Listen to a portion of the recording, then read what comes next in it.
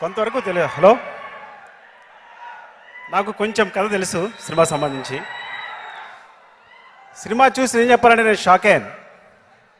హానెస్ట్గా చెప్పాలంటే షాక్ అయ్యాను. కామెడీ లేదు, కమెడియన్స్ లేరు.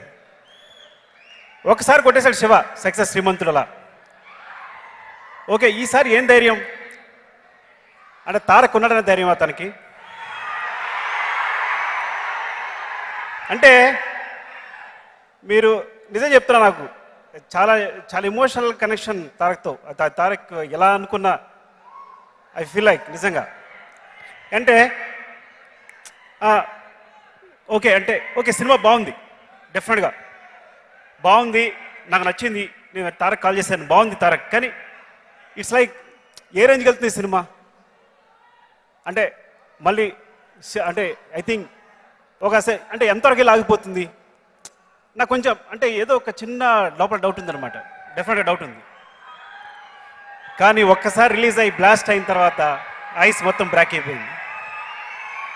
నిజంగా తారక్కి ఇలాంటి అవకాశం వస్తే ఎలా కొడతాడో ప్రూవ్ చేసింది.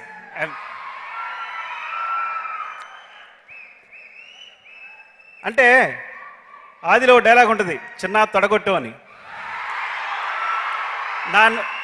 నా నోట్లోంచి ఈ మాట వింటే మీకు వేరేలా ఉండొచ్చు, కానీ తారక్లా స్మైల్ చూడాలంది నాకు నిజంగా. 100 కోర్స్ కొట్టినప్పుడు డెఫినెట్గా ఆ స్మైల్కి ముందున్న స్మైల్కి డిఫరెన్స్ ఉంది. I know that. Love you, love you, love you, love you, but my from heart. అలాగే నేను డైరెక్టర్గా శివ గురించి ఒక మాట చెప్పాలి.